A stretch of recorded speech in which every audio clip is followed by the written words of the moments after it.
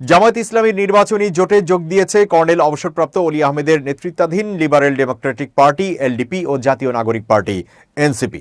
ফলে ভোটের মূল লড়াই হতে যাচ্ছে জামায়াত ইসলামী নেতৃত্বাধীন ও বিএনপি জোটের মধ্যে।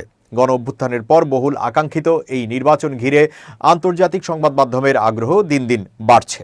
এরই ধারাবাহিকতায় রয়টার্সকে সাক্ষাৎকার দিয়েছেন জামায়াত ইসলামীর আমির ডাক্তার শফিকুর রহমান।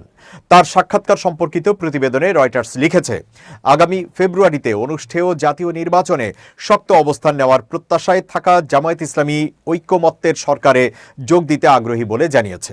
দলটির আমির শফিকুর রহমান বুধবার বার্তা সংস্থা রয়টার্সকে দেওয়া সাক্ষাৎকারে বলেন, স্থিতিশীলতা নিশ্চিত করতে রাজনৈতিক দলগুলো এক হলে তারা যৌথভাবে সরকার পরিচালনায় প্রস্তুত। রয়টার্সের প্রতিবেদনে বলা হয়, জরিপগুলো ইঙ্গিত দিচ্ছে প্রায় 17 বছর পর প্রথমবারের মতো নির্বাচনে অংশ নিতে যাওয়া জামায়াত ইসলামী বাংলাদেশ জাতীয়তাবাদী দল বিএনপির পর দ্বিতীয় অবস্থানে থাকতে পারে। এর আগে 2001 থেকে 2006 সাল পর্যন্ত বিএনপির নেতৃত্বাধীন জোট সরকারের শরিক হিসেবে ক্ষমতায় ছিল দলটি। ঢাকার একটি আবাসিক এলাকায় নিজের কার্যালয়ে দেওয়া সাক্ষাৎকারে শফিকুর রহমান বলেন, অন্তত 5 বছরের জন্য একটি স্থিতিশীল রাষ্ট্র গড়াই তাদের লক্ষ্য। দলগুলো ঐক্যবদ্ধ হলে সরকার যৌথভাবে চালানো সম্ভব বলেও মন্তব্য করেন তিনি। ইসলামী শরিয়াহ ভিত্তিক শাসন ব্যবস্থার পক্ষে থাকলেও জামায়াত তাদের সমর্থন ভিত্তি বিস্তৃত করার চেষ্টা করছে। শফিকুর রহমান বলেন, দুর্নীতি বিরোধী কর্মসূচি যে কোনো ঐক্য সরকারের অভিন্ন এজেন্ডা হতে হবে। তার মতে যে দল সবচেয়ে বেশি আসন পাবে প্রধানমন্ত্রী সেই দল থেকেই হবেন।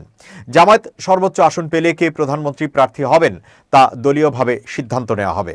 রয়টার্সের প্রতিবেদনে বলা হয়, দীর্ঘদিন ক্ষমতায় থাকা সাবেক প্রধানমন্ত্রী শেখ হাসিনার পতনের পর জামায়াতের রাজনৈতিক পুনরুত্থান ঘটে। 2024 সালের আগস্টে তরুণদের নেতৃত্বে আন্দোলনের মুখে শেখ হাসিনা ক্ষমতা ছাড়েন।